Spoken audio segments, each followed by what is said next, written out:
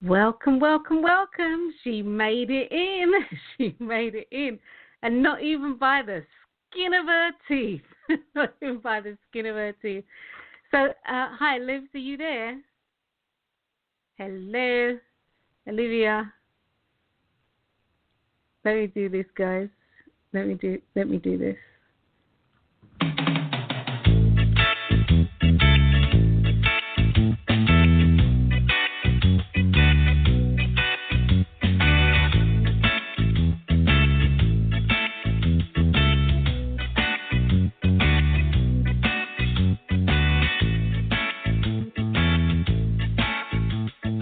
Okay, I can't hear you.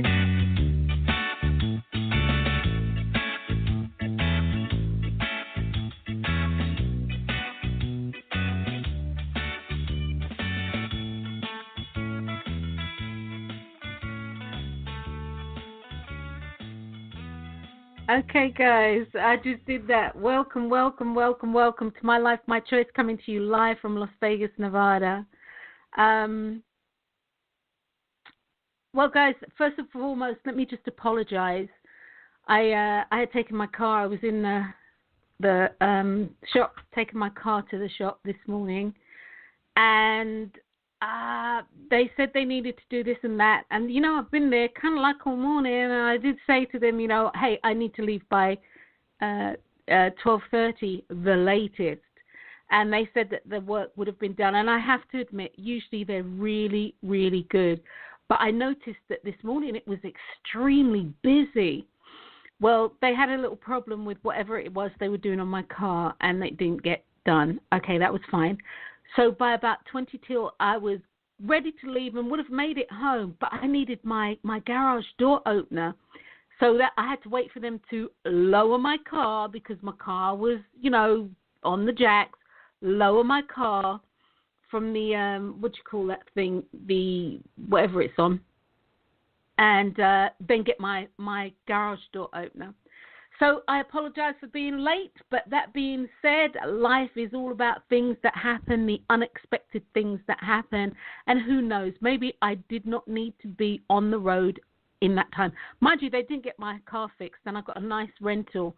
They just gave me a car. I mean, literally, they just gave me a car and said, hey, look, do what you need to do, blah, blah, blah, blah, blah. So that's really nice. So welcome to the show. Welcome to an episode of My Life, My Choice. And it's yours truly, Dr. Wendy-Dearborne. I can hear your speaker now, Liv. Dr. Wendy-Dearborne, I'm here in Las Vegas. I heard it. No, because you just came up on the board. Literally, you just came up on the board. Okay, all right. Yeah, anyway, shut go up. on. That's my co-host. That's my co-host coming to you live from London in the UK. So, guys, as I said, we're running about 10 minutes behind, but it's all to the highest good. It's all to the highest good. So, Liv, how are you, love? Yeah, I'm okay. I'm all right. Yeah, how it goes, friends. Yeah, but yeah, I'm surviving. Put it that way. I was telling our audience that I was getting my car done, and they weren't able to finish doing the work. They had a problem, which is why I was actually kind of running late. And why I was running late is because I needed my garage door opener, and they had to lower the car off of the jack or the ramp or whatever that thing, the hydraulic thing. They had to lower my car, so somebody could get in there and get my what's it. So I had to kind of wait on that. But outside of that, darling, all's good in my world. All's good in my world. So, guys, today we are talking about nuances in your thoughts, actions, and your speech control what you manifest in life. This is something that's actually really, really dear to my heart, and I really mean it's very, very dear to my heart, because the nuance is what is it? I'll just read this thing here. Nuance, what is it, and what does it mean for your life? Nuance, it's a subtle difference and a distinction in the expression of your meaning. Okay? So it's a subtle difference and a distinct expression in your meaning. And so, guys, what that really means is, wait, I'll get to that. Nuance, next to lack of self-discipline, understanding the nuances of your thoughts, your speech, your actions, and your deeds is the second reason why people are unable to manifest what they want in life. What you believe is what you receive. This is a fundamental law, and it's unchangeable. It's immutable. Mind you, it's malleable, but it's immutable. It's unchangeable. It's a fact. And so, as I have in the synopsis, today we're going to explore nuances and how using them unintentionally can leave you standing in the rubble of your life. And you're left wondering, how the hell did I get here? So, nuance, as I said before, what is it? It's a subtle difference. It's a subtle difference and a distinction in the expression of your meaning. One of the things that we speak about continuously on our show is this. You really have to be very vigilant of the words that are coming out of your mouth. Not only of the words that you're speaking, but you need to be very vigilant about the thoughts that you have. Now, thoughts are something that will pop into your head. It may seem random, it may seem whatever. Thoughts will pop into your head. And when the thoughts pop into your head, and let me just say this, you can't stop thoughts from popping into your head. You can't. It's almost like a chain reaction. But what I mean by this, what I'm going to say is, as you interact with these thoughts, it's about your response to them. So it's not the thought itself. It's how you choose to respond to that thought. Now, many people, they self-talk. I say many people. People, they self-talk. We all self-talk. We are always having a conversation going on inside our heads. And understand, when I say a conversation, some of these are pictorial conversations. Some of these are feeling conversations.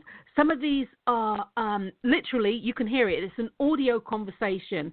Some of them are about taste, satiety. Some of them are about the olfactory system, smell. We are always having a dialogue in some shape or form that actually that locks into or taps into our senses. In addition to, we have our sixth intuition that is also at play. In addition to that, we have, as we're having these conversations going on, our logical, reasoning, and analytical minds, or our logical, analytical, and reasoning minds. The laws, I call them, not the liars, the laws. And we have all of this going on, but yet still there is that prevailing thing, or the prevailing facet of you that is in control.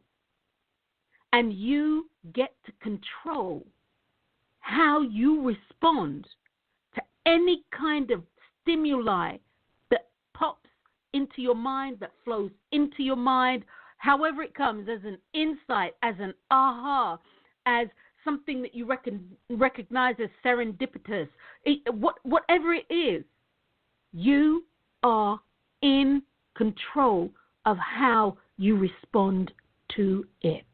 The nuance in itself here is you being in control and recognizing this.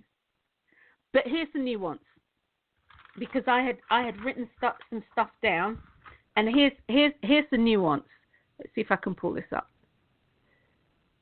Okay, a couple of nuances I want to give to you guys. It's simply this: you have talk going on, emotional talk going on. Something's gone wrong, or something's happened, and it's really thrown you for a loop. It's thrown you through a curve, or whatever phrase, but it has impacted you emotionally. And emotionally, where there's this outpouring, and it's not altogether positive. Nuance. You recognize that you're feeling this emotion. You can feel it. You can see it. You can touch it. You recognize it. You recognize that you might be really pissed and you're really, really angry. You recognize this. Nuance in this particular scenario is to choose what you do with that emotional outpouring. This is the nuance. The nuance is recognizing that you get to choose. It's a subtle difference and distinction in the expression of your meaning. You get to choose in that moment. Okay, how am I really going to respond to this? This is a nuance. This is actually the great nuance of life. How am I going to respond to this? And that's above all. If there's nothing else that you take away from today's show, it's this that I want you to take away, is that you are in control. No, you're not in control of your emotions. Emote means to outpour, and outpouring your emotions to emote, and your emotions do what they need to do. They're in place so that you can literally define what it is that you want. Do I want this? Don't I want this? Do I like this? Don't I like this? And please understand that until you have made a choice, it's either yes or no, depending on what the subject matter is. And you need to understand not making a choice or choosing not to make a choice is a choice in itself. Your life is about you and what you are choosing to do. So that being said, nuance.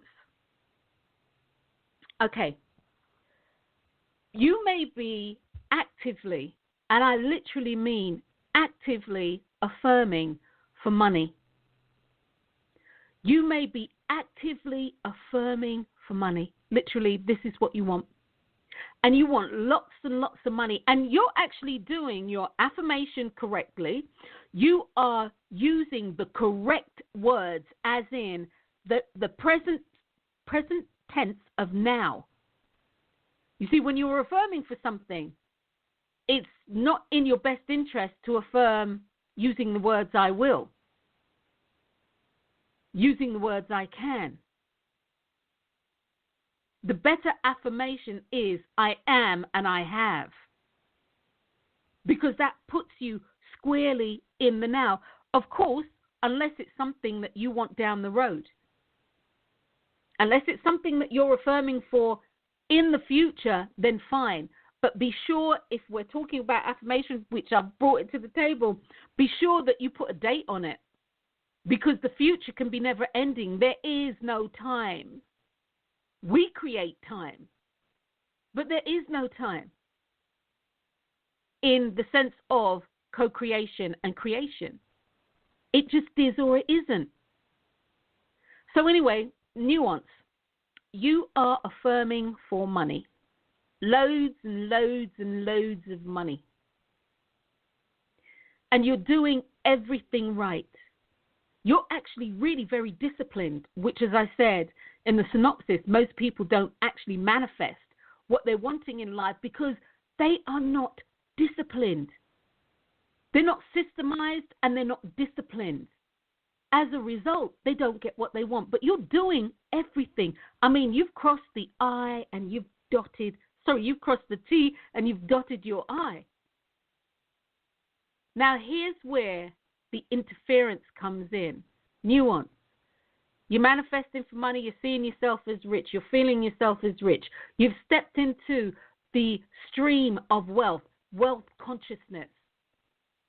However, you look for the cheapest places to buy petrol or gas from.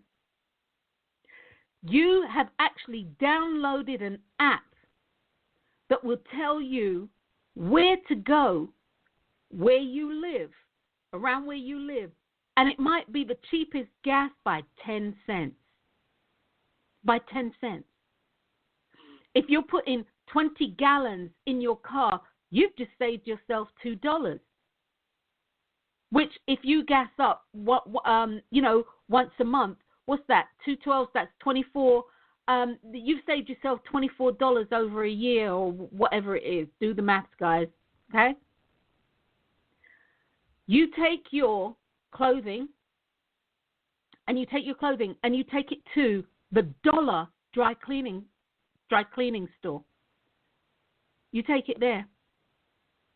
When you go to buy your clothes, you go and earmark something, and then you'll wait. You will wait until it goes on sale, hoping and praying that they'll have your size. Or, as some people have literally told me, they'll make a purchase, and they'll hang on to it until such time that it's gone down, and then they'll take it back, and then they'll rebuy it.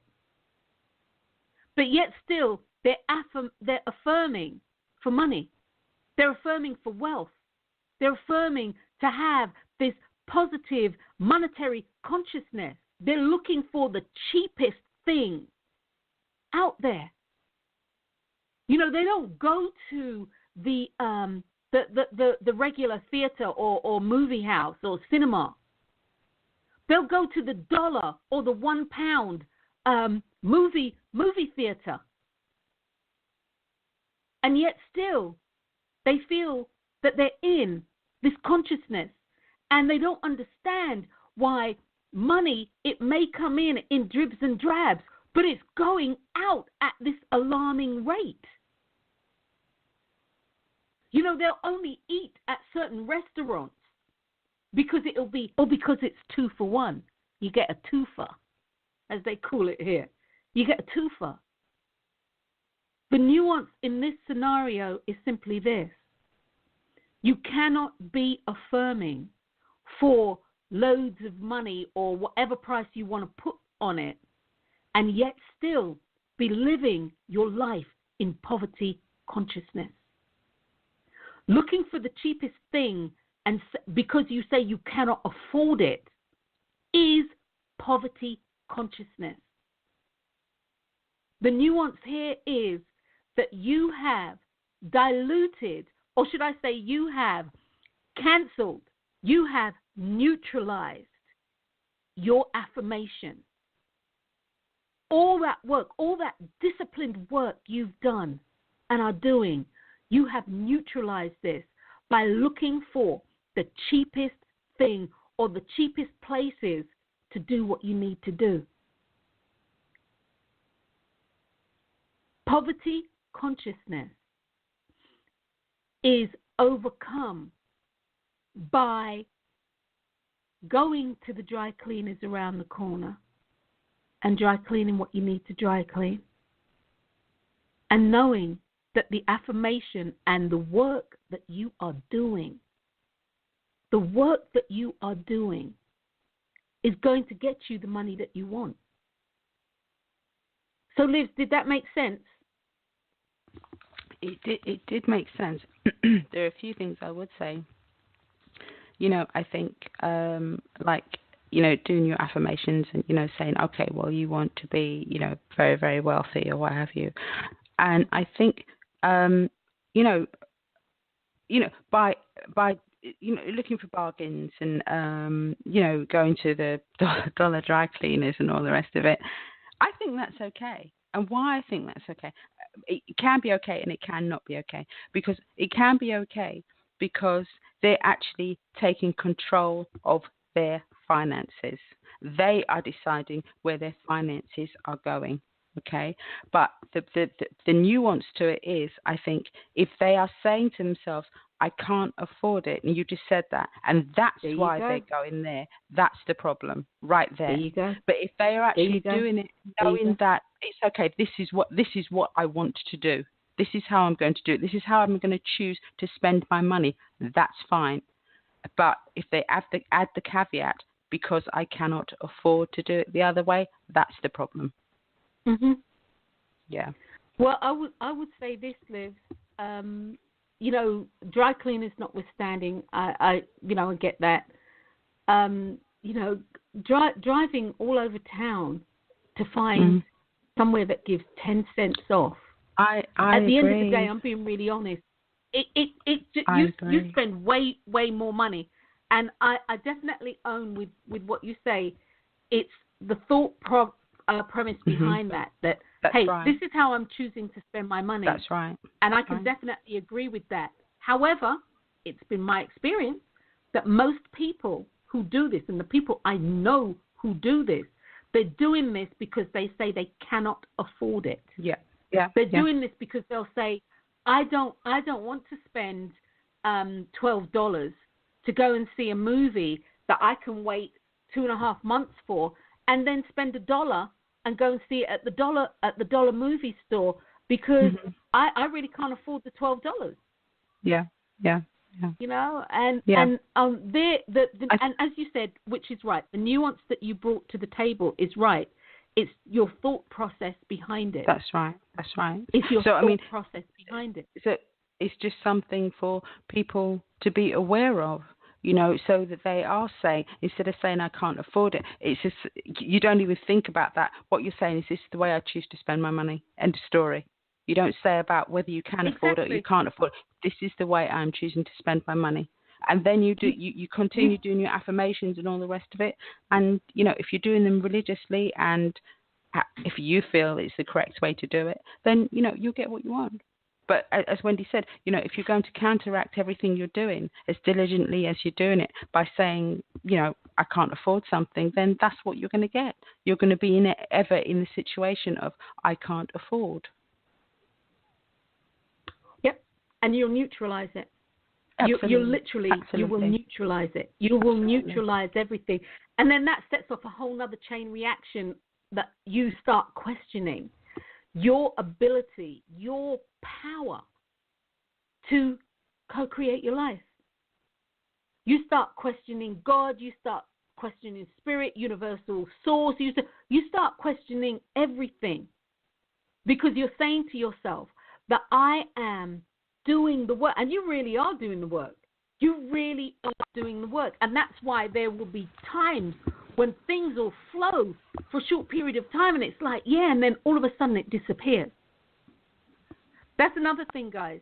If you are actually affirming and you are, no, I take it back. If you are actually, you have the ability to consciously manifest what you want in your life, and it keeps flittering away, it keeps slipping away. What that is telling me that somewhere along the line, something that you're doing is creating a nuance that is negating or, no, what was the word? Neutralizing your process. It's like, as I said last week, it's like having a radio wave. You're on a radio frequency. And when you actually, when you put these thoughts in there, these negative thoughts, because they are, these negative thoughts in there, static on the frequency. And sometimes it creates so much static on the frequency that it cuts itself off. So for you, it's vitally important moving forward that you choose to do something different. That you choose to do something different with your self-talk and with your ability to consciously do something with your self-talk. When you hear yourself saying something, when you hear yourself saying, God, you're so stupid, how did you do that? Why would you do that? Guys, I recognize, because these are things that I have said to myself. Gosh, Wendy, you're really stupid. But believe me, and I'll say that often. And when I do, I check myself. No, really, I check myself. You know, you're sitting up here and you go, you stupid cow. How could you do that? Well, number one, I'm not a cow. Number two, what I did, it wasn't stupid. What I'm reacting to is the overall response, or the response to my action. And what I'm trying to tell myself is, Wendy, you need to think about what you're doing, or you need to rethink what you're going to do. You didn't look at this properly. And so it's really important, guys, to recognize that those sort of nuances, you know, look, your subconscious mind is going to take you at your word. And if you say to yourself, with all this passion that you have, Just because something got jacked up, oh, you're so stupid, Wendy, you're so stupid. Your subconscious mind is going to hear you. It doesn't see, what do you call them, analogies. It doesn't see that. You know, and at the end of the day, if you call yourself a cow long enough, you might start mooing. So for me, it's really, I'm serious. For me, it's really important. It's really important that you check yourself. And you check yourself. Okay, so it didn't go right. It really didn't go right. And was it a silly thing to do? Well, you can actually say that was a silly thing to do. Doesn't necessitate you calling yourself stupid, but you're acknowledging that that wasn't the right way for you to do what you needed to do. Okay, moving forward, what does it look like for you to do the right thing? What does it look like? You know, all the older I get, you know, Lives, all these cliche sayings that they had, you know, crying over spilt milk and all of that jazz. I mean, it's so true. What are you going to do? You've got a couple of options. You can leave the milk on the floor. You can try to sop it up. You can try to lick it up off the floor. You can do all sorts of, you've got options. But sitting down and bawling, although it's an option, isn't going to help you to do what it is that you need to do. Because eventually, after you finish crying, after the tears are over, what's next? After the tears are over, what's next? And that's important. I'm writing that down. Can you hear my but also at times, Wendy, the tears are important, you know. Because it gives you the release. It gives you the release to the sort of like the cleansing release, so other things can come in. And no, I agree, because one of the things that I've said on the show before is that tears actually release certain toxins, and they also release a certain, I don't know, neuro whatever to make you feel good. So tears are actually important. They can actually reduce blood pressure, all sorts of things. So tears have a very relevant action in our lives, a very relevant physiological action, as well as a psychological or emotional reaction too. So, guys, you know, as Olivia said, and I totally agree. However, when I was saying that, I was literally meaning, you know, literally, okay, what you crying for? The milk's spilt. You know, what are you boiling for? What are you going to do? Because you need to clear this mess up, right? But I do agree. Tears do actually, and they have. This is scientific. This has been scientifically proven that tears actually have a huge benefit in our lives. And I think this is one of the reasons why women cry quite a lot, and it's because there's a release. It's cathartic, and there's a release, you know. And you know, they might say, "Oh my God, I really needed a good cry," you know. Or if I say that to Dee, he'll look at me like, "Really?" And I'm like, "You got too much testosterone, dude. You know, you know, you might need. Shall I slap you? Shall I slap you and see how that helps?" You know? But no, it can be cathartic. That being said, guys, it's vitally important that you actually police your mind. And I literally mean this. You choose to police your mind. I would say in the last couple of years or so, I would say I haven't been as vigilant with that as I had before. I can recognize through contrast and parallels. I can recognize through the negativity of thoughts that I have, and that's my judgment on my thoughts that I have, that's something that I need to reestablish in my life. Not go backwards to, but reestablish in my life. being very vigilant of your thoughts actually creates a dynamic frequency in your life that allows you to experience things that are going on around you without being, I don't know, beat down. It allows you to, I suppose, as the same with one of my clients yesterday, Liv, we've spoken about, and in coaching, we've spoken about being, having a detached involvement. Okay? So when you police your mind, it allows you to have an ease of detached involvement.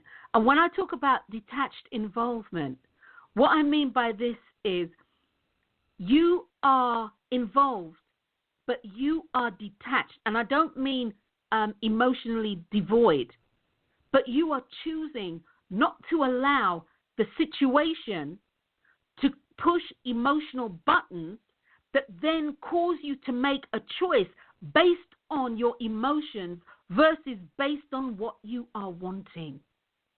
Those are two different things. So, detached. And most people, as we've said on the show here, make choices based on their emotions. Most people do. Which is why the choice that you make today, based on what happened today, has no relevance tomorrow, because the actual foundation of the choice, the stimuli of the choice, is no longer relevant. You don't feel the same way today as you did yesterday about what happened. Today you can't be asked. Yesterday you were ticked. So does that make sense, Liv? Yeah, it does actually. Because while you were writing, while you were talking, what I had actually written was emotions usually have nothing to do with how you feel about the circumstance. And I wrote it, but I didn't understand it. So I was actually trying to get my head around it. But what you said, it kind of cleared it up. Yeah, did that make sense? because invariably the emotion that you're having, the circumstance that you're having the emotion about is a catalyst, but it's a catalyst from something that's a conglomerate of things that have happened in the past. The emotion isn't usually about what has happened. Do you understand what I'm saying? Mhm. Yes.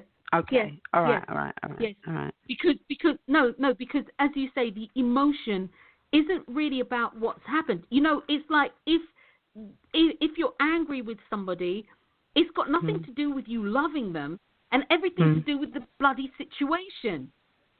Have I got that right? It's that sort of thing, yeah? Yeah, I'm not sure, because as I said, I wrote it and I was trying to get my head around it, and then you asked me what you asked me, and then it was I was trying to explain it as I was thinking about it. Yeah, I'll come back to it. But I'm that not makes sure. sense anyway. What you were saying makes sense. What you were saying makes sense. Yeah. Go ahead, love. No. I was just going to say there's more to it, but I need to I need it to come through. Anyway, yeah. Yeah. Once again, it's your job to police your mind. If you don't police your mind, and I actually use that word police in the true sense of what police do, and actually that's not 100% true, because really police actually they usually come after an incident. It's very rare that they come before an incident. So maybe you need to FBI your mind, or CIA your mind, or MI6 your mind. That might be a better phrase, because they try to be proactive rather than reactive to a situation. But that being said, I'm using the word police in that capacity. So it's your job to police your mind. If you don't police your mind with intent, you are subject to be carried along in the mass mind. And mass mind is also the mass consciousness. And believe me, guys, we are all subject to the mass consciousness. And it's also loosely known, I want to say in psychological terms, as group think or group mentality. It's also known as the pack mentality. And so if you don't police your mind, you are subject to be swept along with the mass mind.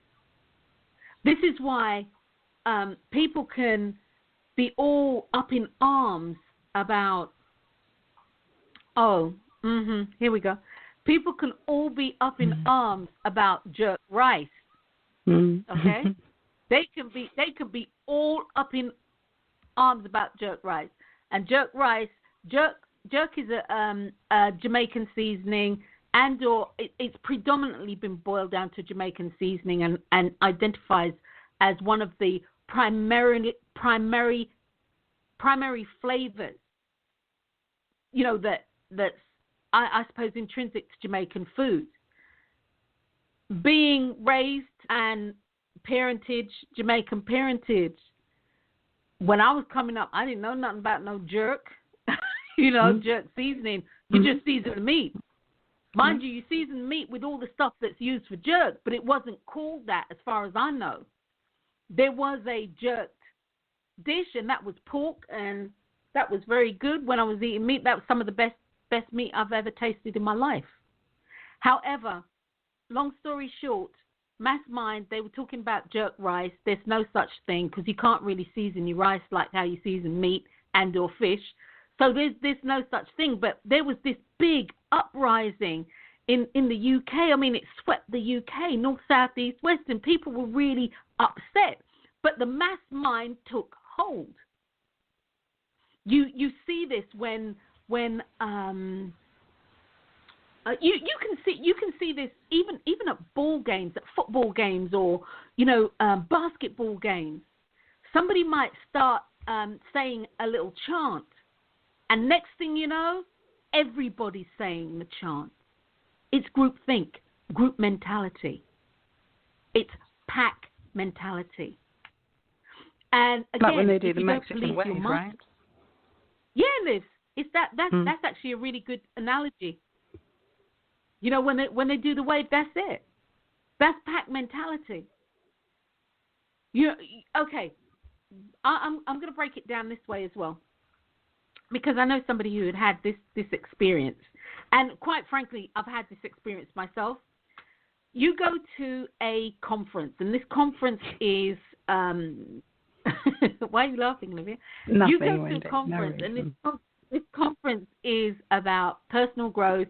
It's about manifesting. It's about the laws of attraction.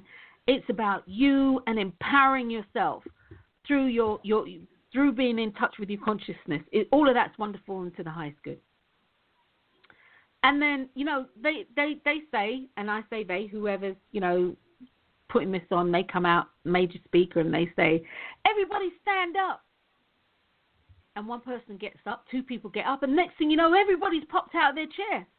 And then they're telling you kind of like, wave your hands in the air, wave them like you just don't care. They're saying this, and then everybody starts frailing about. They're waving in their hands in the air like they just don't care. And, this isn't something that I do. And it truly isn't something that I do. It's not. Look, why are you standing up and doing this? Number one, do you want to do this? Mm-hmm. Number one, do you want to do this? Number two, is it beneficial to you? Well, can I just say, benefit sorry. from that? Go ahead, Bob. I was going to say, Wendy was ahead, actually talking about me, because Wendy was talking about me because I went to, it was supposed to be Tony like, Robbins. I wasn't even going to say, but yeah, it was a Tony Robbins, and it wasn't, people paid for me to go. It wasn't something I went by choice. I did to actually physically go there was by choice, but it wasn't something that I picked out for myself. And he had been on stage and he was talking about, how people are individuals and they're powerful and they're strong and blah, blah, blah, blah, blah. And then the next thing he said, as Wendy said, he said, everyone get up. And everyone just stood up. It's like and I think I was the only person sitting down. I'm like, well, didn't you just hear what he said? He said about everyone being an individual, and he tells you to all stand up, and you all stand up. What the hell's going on? That's mass. That's mass consciousness. Yeah. That's the mass mind at work. And after that, I was And kind of done. I was done. I know. She was so done. She was so done. She went and had a glass of wine, didn't you, or something? Yeah. They had a bar there, and I just went to get some wine. I just sat there. It's like I just couldn't. I honestly, now you can hear the way I'm stammering. I just couldn't believe that he had just been telling everyone how powerful they are, how individual they are, and then he said, right, everyone stand up, and they all just stood up, and I was like, oh my God, and then I was like, I'm sorry. Yeah. I'm an individual. I'm not standing up. Exactly. And I'm powerful. Wow. And I know my power. Mm. And you see, with that, what that told him is, I have you. Exactly. I have you. Exactly. And I can tell you anything. And for the most part, you'll buy into it until such time that you don't. You'll buy into it. But you see, if everybody remained seated, that would have thrown him for a loop. Absolutely. That would have thrown him for a loop. Or he would have made because he would have had. I was going to say he'd most probably make a comment about people not participating, and they're not participating because they are deficient of something. I'm not saying he would, but I'm saying most probably. Yeah. Of course. And you see, with that. I was going to say he'd have to come at them from a little bit more, Absolutely. He'd have to come at them for truth, because, anyway, this is what I mean by nuance. Nuance right there is the scenario that Olivia gave. Nuance right there. Somebody telling you how powerful you are and then showing you categorically that you're not. That you're not. Categorically. Because a lot of times, I've been to the, conference. I don't go often, and it's for that sort of reason. All of that stuff just gets on my nerves, to be honest with you. So I'm not interested. I'm not paying my money to do that. I'm paying my money to truly hear something that I can take away and apply to my life. I don't need all this old rhetoric and all this, stuff regurgitated. No. Tell me something I don't know. And a lot of them, they can't tell me something I don't know already. But anyway, that's neither here nor there. Where was I going on that? Because I was saying that they'll have you, they'll tell you how strong you are, then they'll tell you how, and then they'll show you that you're not. It's vitally important. I'll just go back to what I was saying. It's vitally important to police your mind. It's vitally important. Okay, all right. They tell you to stand up and or sit down, and or they have this thing. Well, I want you to close your eyes. Well, why? For what purpose? I want you to close your eyes, and I want you to this, blah, that, and the other. No, close your eyes. I can see all of you who don't have your eyes closed. That's because my ass is watching you. Because I don't know what you're going to do. You know what I mean? Look, let's keep it real. I come here to close my eyes. And if I have to get you to close your eyes to illustrate my point. Now, if I'm illustrating a point and somebody decides to close their eyes, then fine. It's fine. I'm very much like you, Olivia. I'm not doing it. I choose not, as much as possible, to be caught up in the mass mind. And I choose not as much as possible to be caught up in the mass mind because I police my mind. I police my mind with the intent that I am going to be true to my thoughts, my feelings. Mm. This is how the mass mind, and we've spoken about this before. This is how the mass mind works. You go somewhere and you're on the dance floor and you know that you can dance, okay? You know, you can crunk, you can do all this stuff out there. And somebody comes next to you and they call themselves dancing, but they're frailing out there like they're in pain. They're frailing out there and arms, limbs going everywhere. And next thing you know, you are now off beat. You're frailing with them. And the other people start frailing, and the people who have any sense, they just get off the dance floor because they know it's inevitable that if they continue watching this, they're going to be dancing like this. You know, it's like people who sing.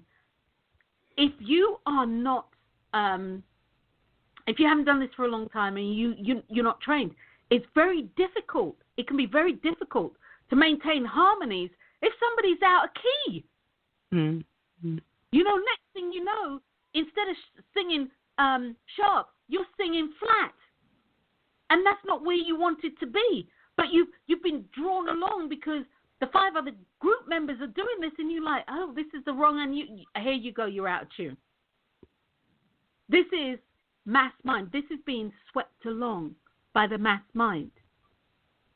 You know, this is why you'll have people saying things like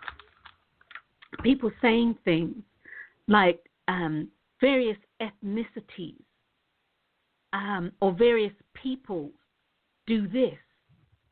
You know, the people do that. You know, people are here in the United States. They're here to rape the women and to take the jobs. You know, the other day I had to ask one of my clients point blank, who do you know who is of that particular ethnic persuasion that has raped anybody or has taken a job? And them couldn't tell me nothing. They couldn't say nothing. They're part of the mass mind. And on top of it, people speak before they actually think. Think about what you say. You know how stupid you sound? And you see, when I check people like that, what can they tell me? Because I'm speaking the truth. Who do you know? Because I know they don't know anybody like that lives because it's not their circle. Mm-hmm. And so then I asked the gentleman who comes to maintain that beautiful yard, that beautiful garden that you have, are you speaking about this gentleman? And of course, no, they're not. Then who are you speaking about? Because you're perpetuating this every time it comes out of your mouth. Mm-hmm. The mass mind. And it can be a dangerous thing. Yeah, because it can be a dangerous thing because it can take you off of your pathway. Mass mind. And God knows many of these programs I love. Game of Thrones, I love them. You know, Game of Thrones, Downton Abbey, you know, avid fan. Victoria, avid fan. But understand that there's a mass mind and consciousness when everybody's watching this. Understand, it pulls you into the mass mind. And again, these are shows that I have watched. Mr. Selfridge, these are shows that I have watched avidly. So understand, make a choice as to what it is, where it is that you are going to put your energy, where it is that you are going to put your thought process. Make a choice. Police your mind. If you are watching, like sometimes I watch Investigation ID, and what I realized was I was watching this late in the evening, and all it is just a repetition of somebody who has killed somebody, and they're trying to find the somebody who has killed somebody. Mm. It's just that over and over again. To varying degrees of gruesomeness, but when you cut it all away, it's about somebody who's committed murder. And I couldn't understand why I was getting up and my mood wasn't right. And I did a meditation and all of this jazz, and something said, when I went to bed, the next day, the next night, or that night, we were downstairs, and something said, you need to stop watching this. I was like, oh, okay, got it. And so I said to D, I'm going up. And he said, oh, you're not going to watch this? I said, no, I'm not anymore. I'm done. You know, it's same old, same old. And because I realized something was off. Mm. I realized something was off, but I couldn't put my finger on it. You know, I'm thinking it's work. I'm thinking it's this, blah, that, and the other. And then, of course, when you ask, and you ask in truth, and you truly do ask in truth, because I wanted to know, I got my answer. Stop watching Snap. All them ladies, they snapped. Yeah, they did, and they killed their husbands. Every last one, they snapped. They snapped. The actual end result is the same. The story is just different, varying degrees of titillation and what have you. And it's like, okay, why do you need to watch this? What is this? What is this bringing to your world? And it actually brings nothing. It's one of those things that just sucks you into this vortex, this absolute vortex of nothingness. Police your mind. You get to choose what it is that you actually put your energetic thought on. You get to choose. Only you. And if what you're doing doesn't work for you, then it's for you to actually figure out what will work for you. If you are okay. I'm going to go back to what I was talking about with poverty, with money, and nuances. If you are having issues with finances, everything to do will be in your face. People will be moaning. You'll go to the grocery store. Just a simple, you'll just run in. You're running in to get some milk, eggs, and bread and butter, basics. You go to the case that has the butter, and somebody's talking about, oh my God, butter's so expensive. Maybe I should just get margarine. You go to the milk thing, and they're like, can you believe they charge this for milk? How are babies going to eat? And you go and get the bread, and they're like, well, I personally, I've come in to get the expired bread because it's half price. Right? And all you think to yourself is, I just came in here to get what I need. The nuance with this is, if you are thinking about you and your lack of money, and really this is truly something that is bothering you, it is going to show up in every facet. Newsflash, interest rates are due to rise 0.5%. And you start falling out. Oh my God, how am I going to pay my mortgage? It's 0.5%. Now, if they said interest rates are going to rise 15%, I might be able to get behind that. You see, that 0.5% is, if you will, the money that you spend to eat at McDonald's 2 times a week. Stop eating at McDonald's. Stop eating at McDonald's. There's your 0.5% right there. How you choose to view it. Nuances are very, very subtle. They're very subtle. But they make a huge difference. Can I just say? No, you can't.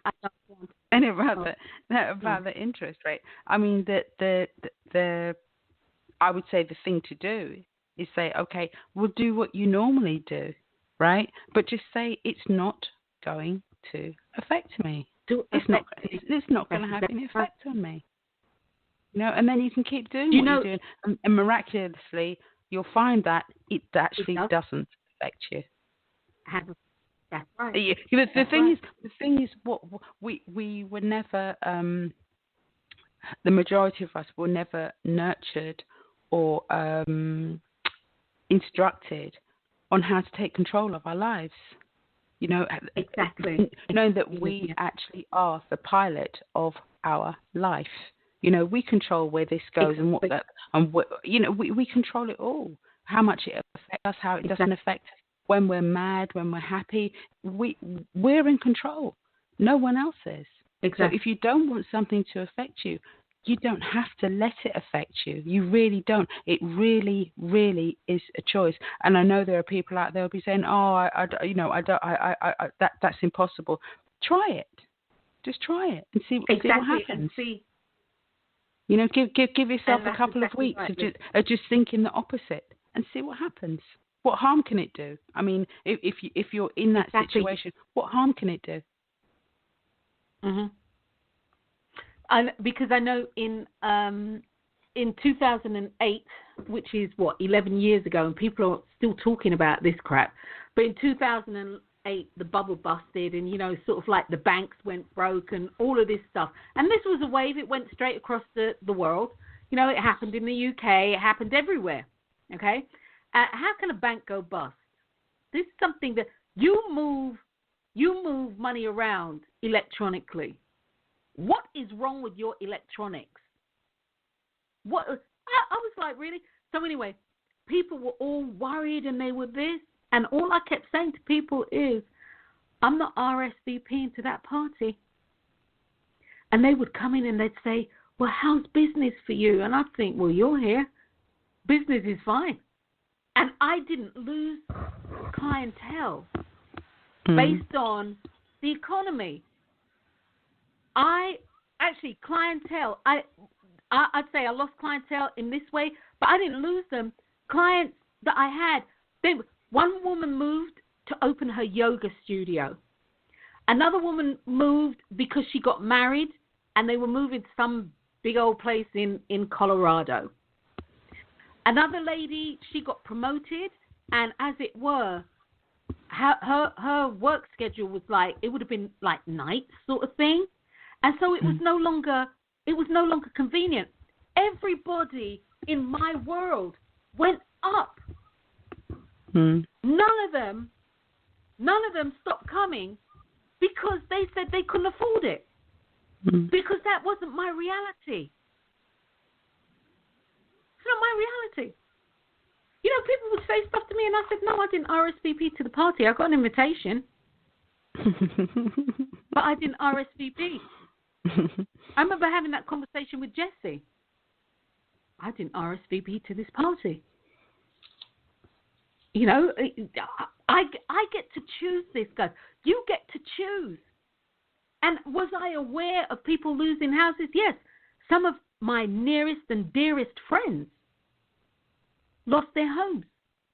It went into foreclosure. That wasn't happening to me. And I really mean, many people that we know who are in our circle, they lost their homes. And or what do you call these homes? Rental homes. They lost.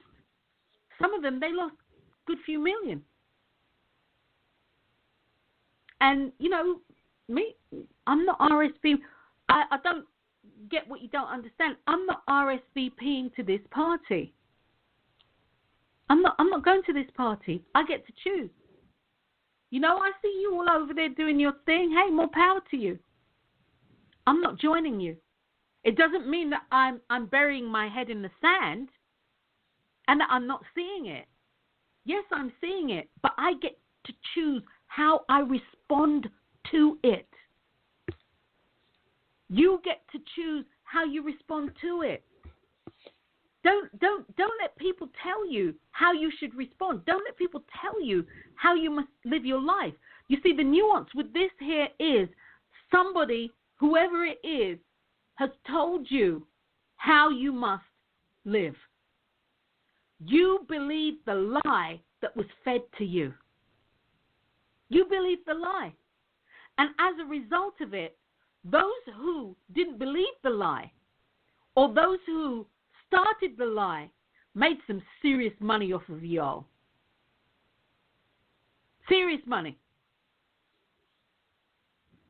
Police your mind. Know your mind.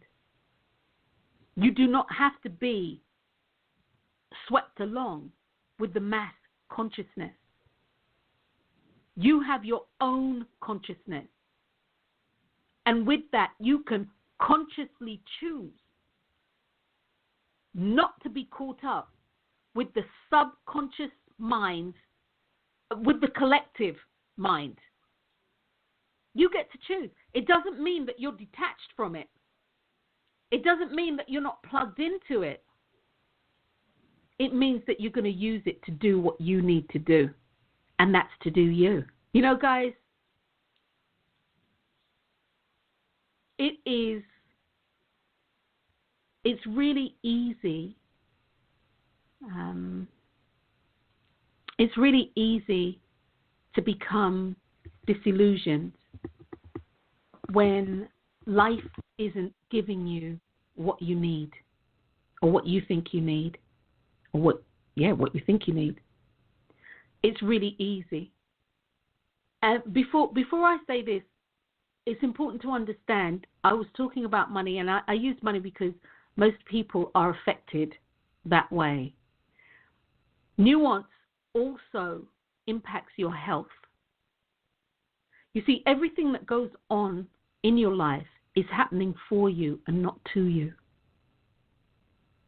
You see, you could be praying for good health, praying for a clean bill of health, and yet you are doing everything that undermines that. You talk about my cancer. You talk about, as I think it's Dr. Joseph Murphy says, and if not, it's Neville Goddard. You know, as they say, which is true. And actually, Florence Scovel Shinn said this too. You know, people, you talk about it, and you talk about it like it's a loving pet. You know, my rheumatism, my arthritis, my cancer, my this. And yet still you're doing all of this stuff to say that you want to be well. And yet still some of the fundamental things that you can do to make yourself well, you don't do.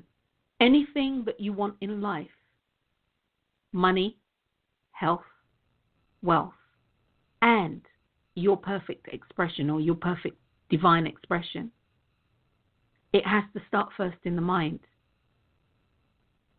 With health, the nuance is you won't find health external to you, but yet still you look externally for everything to heal you. Health and being healthy is an internal thought process with an external manifestation. If you don't believe that you are going to be healthy, it doesn't matter how much chemo they give you and or not. It doesn't matter what diet you eat, you know, whether it's a macrobiotic diet or it's, you know, paleo or keto or, you know, me green smoothies, or it doesn't matter what you do. If you don't believe that you're going to be well. See, the nuance here is what you believe. That's the nuance in life. It's what you believe.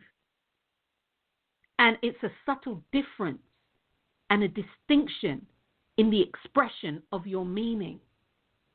You see, the universe knows, Your subconscious is attuned to and keyed into that subtle difference and a distinction in your expression. Therefore, your subconscious will understand your meaning. Even if you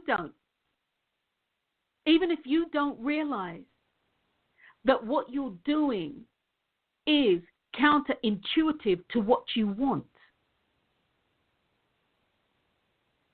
And again, you can take all the medicines, you can have all the hands-on healing, you can have the priesthood pray over you, you can have whatever it is. You can go and see John of God or go to Lourdes or whatever it is. But if you don't believe that you're going to be healed, and actually, if you don't believe that you are healed, but all this other stuff is just taking you through the motions, you won't be healed. And that's bottom line. Nuance is everything in your life. That subtle difference can be the difference between life and death. That subtle difference can be the difference between having and not having. That distinction can be the difference between you living in poverty and or not. Started to say was this, that it can be very, very challenging when things are happening, and I'm going to say for you, to actually see that they're happening for you, to know that they're happening for you. Because when things are going down, more often than not, it feels like it's happening to you. And as a result of that, many of us become defensive. It's a self-preservation thing. And so defenses come up. And as a result of that, we miss the nuance. We miss the nuance. And that nuance is, what is this telling me? What is this showing me? What's it telling me? What's it showing me? What am I showing me? I am talking to me in a language that only I can understand. This is what illness is. No matter what illness you have, 100 million people can have the same illness, but the way in which it manifests within you is unique to you. It's your experience. And as a result, it's you talking to you. You know, at the end of the day, life doesn't want you to be in abject poverty. Life doesn't want you not to be able to express. Life doesn't want you not to have health. Life doesn't want you not to have the good and wonderful things that are all around us, that are in abundance. Life doesn't want you not to have love or not to have joy and happiness. What life wants you to do is to choose that. And you have to choose that.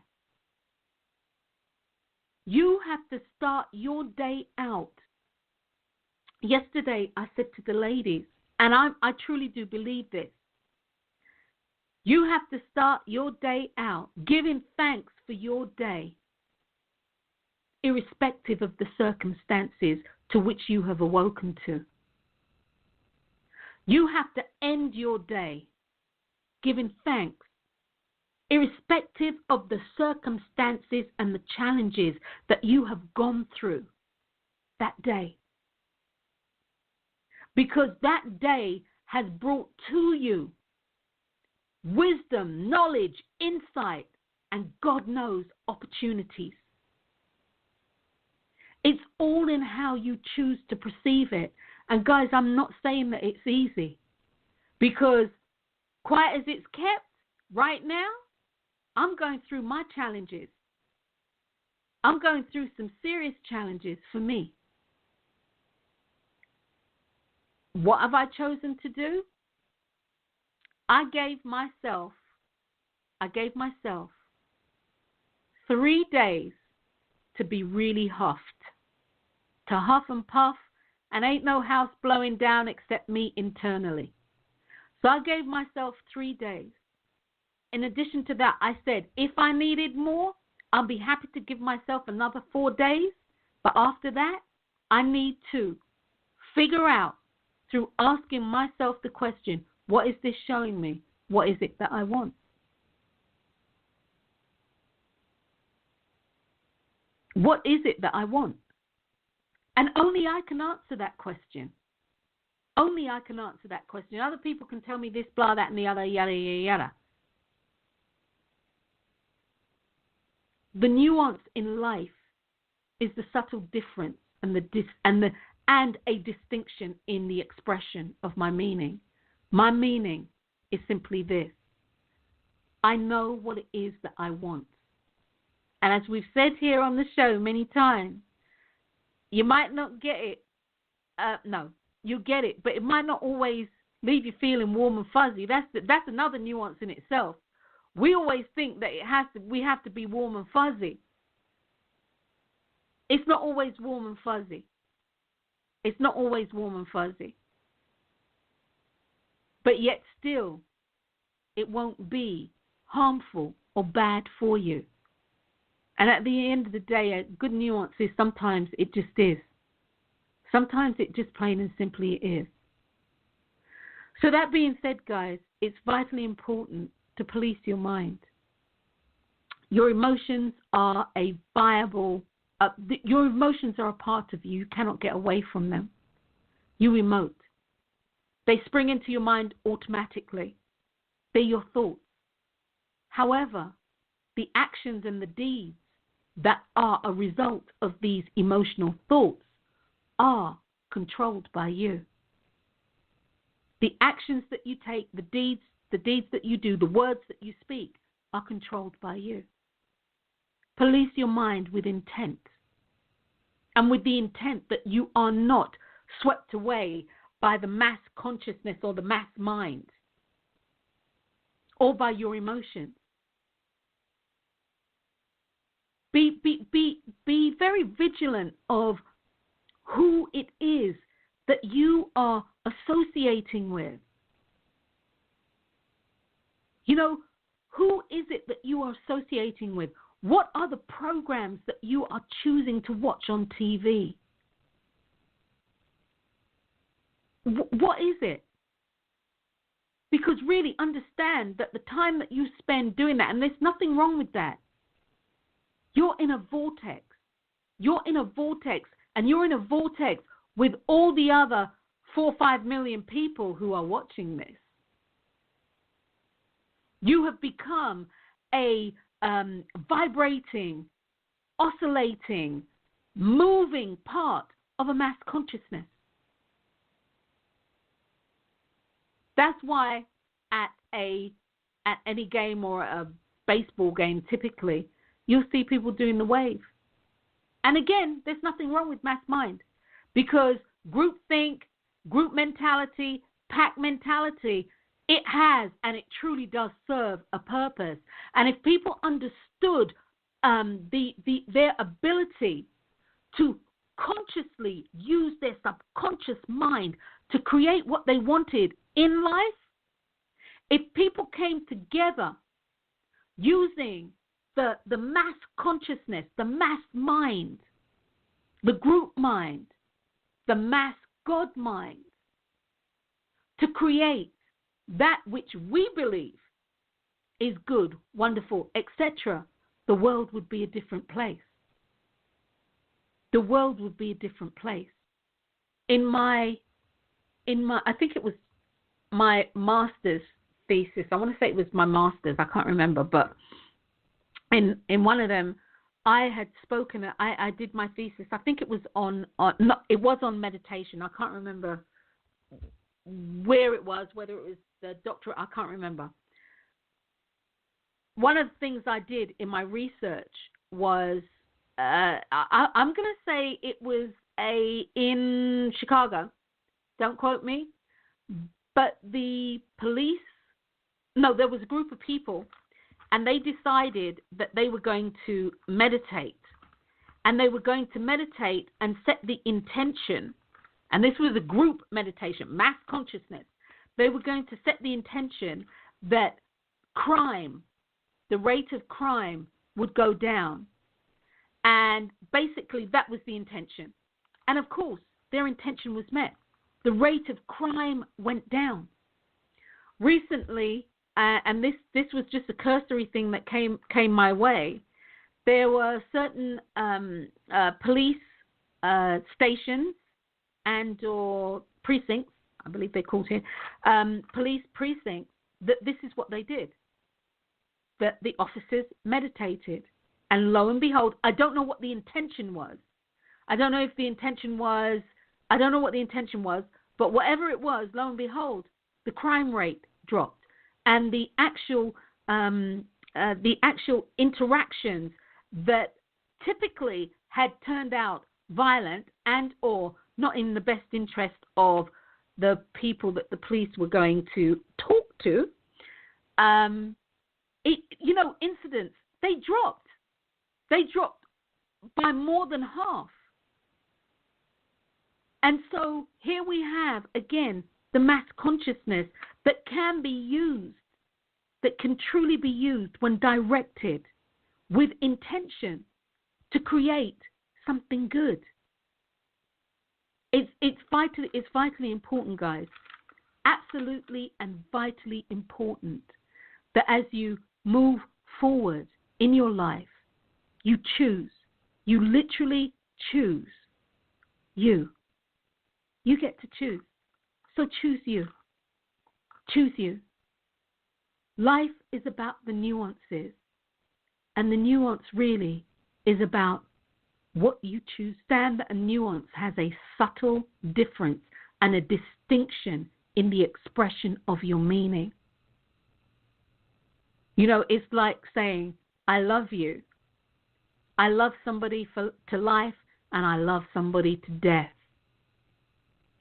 The nuance here is, you're going to love me for life or you're going to love me to death. So on that note, I just looked up on the board and I realized that Olivia had, for some reason, her call had been dropped. I don't know what happened there. But that being said, guys, take control of your life. Don't get swept along the nuance of what you want. As I said earlier, if you are manifesting, praying, doing whatever work you do to bring into your life what it is that you want, and you're actually doing the work right. However, you are then doing something in your life, how you're showing up in life is counter. You will negate and or neutralize that which you're trying to do. This is the nuance of life. So I'm Dr. Wendy Dearborne, guys. Until next time, I'm looking forward to seeing your face in the place. And once again, I do apologize for being tardy. And, it won't happen again. How about that? So I'll see your face in the place next time. We're going to go out on Dub Spirit. Until next time, love you guys. Love you, sis. Until next time, guys. Peace.